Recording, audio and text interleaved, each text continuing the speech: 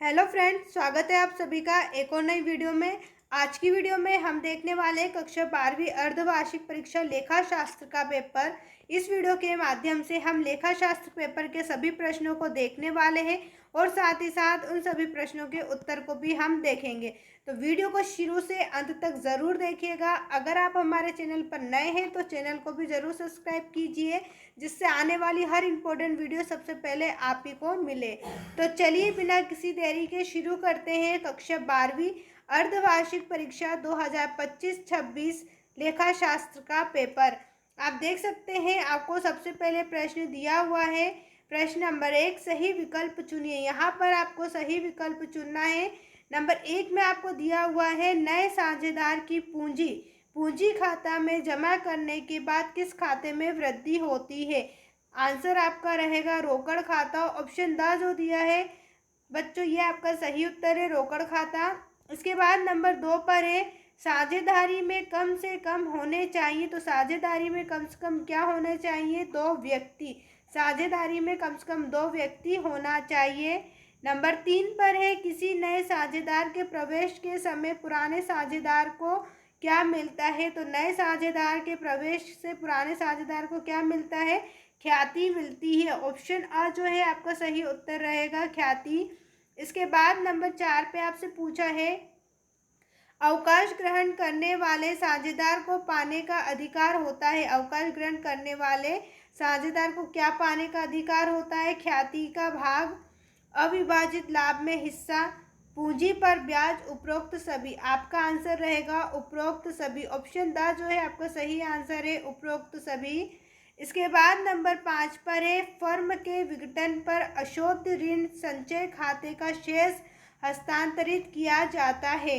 तो यहाँ आपका आंसर रहेगा वसूली खाते में। ऑप्शन स जो आपको दिया गया ये आपका सही उत्तर है, वसूली खाते में। नंबर 6 में आपसे पूछा है, प्रतिभूति प्रीमियम है। तो प्रतिभूति प्रीमियम क्या है? पूंजीगत लाभ है। जो प्रतिभूति प्रीमियम है ये एक पूंजीगत लाभ है। इसके बाद हम बात करते हैं, प्रश्न नंबर 2 में आपसे पूछा है, रिक्त स्थान की पूर्ति कीजिए। यहाँ पर आपको रिक्त स्थान दिए हुए हैं। पहला रिक्त स्थान है, अंश आवंटन खाता होता है। रिक्त स्थान में आपको बताना है कौन सा खाता होता है। अंश आवंटन खाता पूंजी खाता होता है। नंबर 2 है, संचय का हस्तांतरण खाते में किया जाता है। संचय का हस्तांतरण कौन से खाते में किया जाता है? आंसर आपका होगा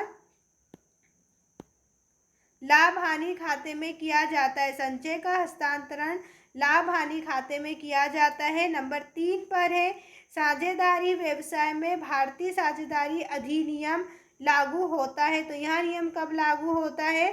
1932 को लागू हुआ था। अब नंबर 4 में आपसे पूछा है, साझेदारी ठहराव में परिवर्तन साझेदारी फर्म कहलाता है। यहाँ आपका आंसर रहेगा पुनर्गठन कहलाता है। नंबर 5, वसूली खाते का शेष साझेदार में बांटा जाता है। तो वसूली खाते का शेष जो होता है, लाभ या हानि या फिर आप पूंजी अनुपात से कह सकते हैं, साझेदारों में बांटा जाता है। नंबर 6 में पूछा है, रिक्त स्थान कंपनी के वास्तविक स्वामी माने जाते हैं। कौन सी कंपनी के वास्तविक स्वामी माने जाते हैं? शेयर धारक। शेयर धारक जो होते हैं वो कंपनी के वास्तविक स्वामी माने जाते हैं। इसके बाद प्रश्न नंबर 3 में आपसे पूछा है, सत्य असत्य में उत्तर लिखिए। यहाँ पर आपको सत्य असत्य दिए गए हैं जिनके उत्तर आपको बताना है। पहला है, लाभार्जन में परिवर्तन का ख्याति के मूल्य पर प्रभाव नहीं पड़ता। यह कथन जो है आपका असत्य है। इसके बाद नंबर 2 पर है, पुनर्गठन की दशा में विद्यमान ठहराव में परिवर्तन हो जाता है। यह कथन सत्य है। नंबर 3 पर, साझेदारी में पूंजी लगाना अनिवार्य शर्त होती है। क्या साझेदारी में पूंजी लगाना अनिवार्य शर्त होती है? तो यहाँ कथन आपका असत्य है। नंबर 4 पर, ख्याति की राशि पर निवृत्त साझेदार का कोई अधिकार नहीं होता। यह कथन जो है बच्चों आपका असत्य रहेगा। नंबर 5 में है, फर्म के विघटन पर पूर्ण मूल्यांकन खाता बनाया जाता है। तो यह कथन जो है आपका असत्य है।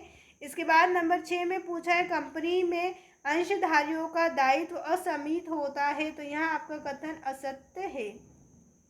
इसके बाद हम बात करें अपने अगले प्रश्न पर। तो प्रश्न नंबर 4 में आपसे पूछा है, सही जोड़ी बनाइए। दोस्तों, यदि आप ऐसे ही आईएमपी क्वेश्चंस चाहते हैं, साथ ही साथ पेपर सोल्यूशन चाहते हैं, तो इन सभी के लिए आपको हमारे यूट्यूब चैनल को सब्सक्राइब करना होगा, जहां आपको सभी वीडियो मिलेंगी पेपर से रिलेटेड आईएमपी क्वेश्चंस, साथ ही साथ पेपर सोल्यूशन और एमपी बोर्ड द्वारा जो न्यूज़ होती हैं वो सभी न्यूज़ आपको इस चैनल पर मिलने वाली हैं। तो चैनल को सब्सक्राइब करें, जिससे आने वाली हर इंपॉर्टेंट वीडियो सबसे पहले आपको ही मिले। साथ ही साथ अगर अभी तक आपने हमारी इस वीडियो को लाइक नहीं किया है तो लाइक भी करें और अपने सभी दोस्तों के साथ शेयर ज़रूर करें। अब हम देखते हैं प्रश्न नंबर 4, सही जोड़ी, जहां सबसे पहले आपसे जोड़ी में पूछा गया है न्यूनतम अभिदान। न्यूनतम अभिदान में आपका होगा कंपनी की आधारशिला। याचना राशि को हम मिलाएंगे निर्गमित राशि का 90% से कम नहीं। अति अभिदान आपका होगा आनुपातिक आवंटन। समता अंशधारी में आपको मिलाना होगा कंपनी के स्वामी। पूर्वाधिकार अंश में आपका होगा पूंजी वापसी की प्राथमिकता। नंबर 6 में है पार्षद सीमा नियम। पार्षद सीमा नियम में हम मिलाएंगे अधिक अंकित मूल्य से 25% से अधिक नहीं। नंबर 7 है पार्षद अंतर नियम। पार्षद अंतर नियम में आपका होगा आंतरिक प्रबंध संबंधी नियम। अब इसके बाद हम देखेंगे प्रश्न नंबर 5, एक शब्द या फिर एक वाक्य में उत्तर लिखिए। प्रश्न है फर्म के विघटन पर दायित्वों के भुगतान का क्रम बताइए। आपको यहाँ पर फर्म के विघटन पर दायित्व के भुगतान का क्रम बताना है। उत्तर आपका होगा बाहरी दायित्व, साझेदार के ऋण, पूंजी, लाभ का बंटवारा। इसके बाद नंबर 2 पर आपसे पूछा है साझेदारी सल्लेख की अनुपस्थिति में किस अधिनियम के प्रावधान लागू होते हैं। उत्तर आपका रहेगा 1932। नंबर 3 है फर्म द्वारा साझेदारों की पूंजी पर ब्याज कब दिया जाता है। तो साझेदारी की पूंजी पर जो ब्याज होता है वो लाभ होने पर दिया जाता है। नंबर 4 में है नंबर 4, ख्याति के मूल्यांकन का आधार क्या है। तो ख्याति के मूल्यांकन का आधार जो है वो औसत लाभ होता है। नंबर 5 में आपसे पूछा है मृत साझेदार की देय राशि का भुगतान किसे किया जाता है। यदि कोई मृत साझेदार है तो उसकी राशि का भुगतान किसे किया जाएगा। मृत साझेदार के उत्तराधिकारी को दिया जाएगा। मृत साझेदार की उत्तराधिकारी को दिया जाएगा। प्रश्न नंबर 6 है अविभाजनीय कोष क्या होता है। अविभाजनीय कोष वह कोष जिसका विभाजन साझेदार में नहीं होता। प्रश्न नंबर 7 है कौन सी ख्याति का लेखा पुस्तकों में नहीं किया जाता। आंसर है आपका स्वयं अर्जित ख्याति। स्वयं अर्जित ख्याति में क्या होता है, स्वयं अर्जित ख्याति का लेखा पुस्तकों में नहीं किया जाता है। अब इसके बाद हम बात करें प्रश्न उत्तर की ओर, तो यहाँ से आपके 2 नंबर वाले प्रश्न शुरू हो चुके हैं। प्रश्न है साझेदार किसे कहते हैं, अथवा में आपसे पूछा है वसूली खाता से क्या आशय है।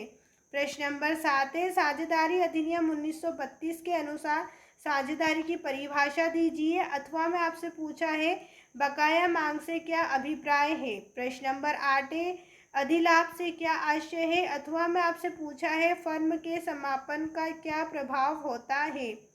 प्रश्न नंबर 19 है अग्रिम मांग से क्या अभिप्राय है। अथवा का प्रश्न है प्रतिभूति प्रीमियम का उपयोग कहाँ किया जा सकता है। प्रश्न नंबर 10 है सामान्य लाभ किसे कहते हैं। अथवा में आपसे पूछा है न्यूनतम अभिदान किसे कहते हैं। प्रश्न नंबर 11 उत्तराधिकारी से क्या आशय है। अथवा में आपसे पूछा है ऋण पत्र को परिभाषित कीजिए। प्रश्न नंबर 12 है निवृत्त साझेदार के ऋण खाते से क्या आशय है। अथवा में आपसे पूछा है किन दशाओं में एक साझेदार फर्म से अवकाश ग्रहण कर सकता है। प्रश्न नंबर 13 है पूर्वाधिकार अंश किसे कहते हैं। अथवा में आपसे पूछा है कंपनी की परिभाषा दीजिए। प्रश्न नंबर 14 है पार्षद सीमा नियम क्या है। अथवा में आपसे पूछा है दीर्घकालीन ऋण से आप क्या समझते हैं। प्रश्न नंबर 15 है ऐच्छिक साझेदारी का विघटन कैसे किया जा सकता है। अथवा में आपसे पूछा है अधिकृत पूंजी से क्या आशय है। इसके बाद प्रश्न नंबर 16, यहाँ से आपके 3 नंबर वाले प्रश्न शुरू होते हैं। प्रश्न है साझेदारी सल्लेख के अभाव में लागू होने वाले कोई 3 नियमों को समझाइए। अथवा में आपसे प्रश्न पूछा है ख्याति के मूल्यांकन की आवश्यकता क्यों है, समझाइए। प्रश्न नंबर 17 है सामान्य लाभ और अधिलाभ में कोई 3 अंतर लिखिए। अथवा में आपसे पूछा एक साझेदारी के नेतृत्व होने के 3 कारण बताइए। प्रश्न नंबर 18 फर्म के विघटन की कोई 3 रीतियों को समझाइए। अथवा में आपसे पूछा है वित्तीय विवरण के उद्देश्य का उल्लेख कीजिए। कोई 3 आपको उल्लेख करना है। प्रश्न 19 है पार्षद सीमा नियम एवं पार्षद अंतर नियम में कोई 3 अंतर लिखिए। अथवा का प्रश्न है अंश व ऋण पत्र में अंतर लिखिए कोई 3। इसके बाद प्रश्न नंबर 20 जहां से आपके 4 नंबर वाले प्रश्न शुरू होते हैं। साझेदारी की कोई 4 विशेषताएं लिखिए। अथवा का प्रश्न है समता अंश तथा पूर्वाधिकार अंश में अंतर लिखिए कोई 4। प्रश्न नंबर 21 है उन मुख्य श्रेणियों का संक्षिप्त वर्णन करें जिनमें कंपनी की अंश पूंजी वर्गीकृत होती है। अथवा में आपसे प्रश्न पूछा है त्याग अनुपात और लाभ प्राप्ति अनुपात में कोई 4 अंतर लिखिए। प्रश्न नंबर 22 है इंदौर के अमन लिमिटेड ने ₹6 लाख का एक भवन भुवन ट्रेडर्स खरीदा। उन्होंने ₹1 लाख नगद दिए और शेष राशि के लिए ₹100 वाले 5,000 समता अंश पूर्ण दत्त निर्गमित किया। कंपनी की बही में जर्नल प्रविष्टियां कीजिए। अथवा में आपसे प्रश्न पूछा है सुरभि जिसके पास ₹10 प्रत्येक 5,000 अंश है उसने आवंटन राशि ₹4 प्रति अंश 2 अधिमूल्य सहित और ₹3 प्रथम और अंतिम मांग राशि का भुगतान नहीं किया। उसके अंशों को प्रथम और अंतिम मांग के बाद हरण कर लिया गया। अंशों के हरण की प्रविष्टियां कीजिए। प्रश्न नंबर 23 है अनिल और विशाल साझेदार है। ये लाभ का विभाजन 3:2 में करते हैं। वे सुमित को नए साझेदार के रूप में है भाग के लिए प्रवेश देते हैं। अनिल विशाल और सुमित के नए लाभ विभाजन अनुपात की गणना कीजिए। अथवा में आपसे प्रश्न पूछा एक फर्म का औसत शुद्ध लाभ 84,000 प्रति वर्ष है। व्यवसाय में विनियोजित पूंजी 5 लाख है। इस प्रकार के व्यवसाय में विनियोजित पूंजी पर प्रत्याश 12% है। साझेदारों को 12,000 पारिश्रमिक दिया जाता है। ख्याति की गणना अधिलाभ की पूंजीकरण विधि द्वारा ज्ञात कीजिए।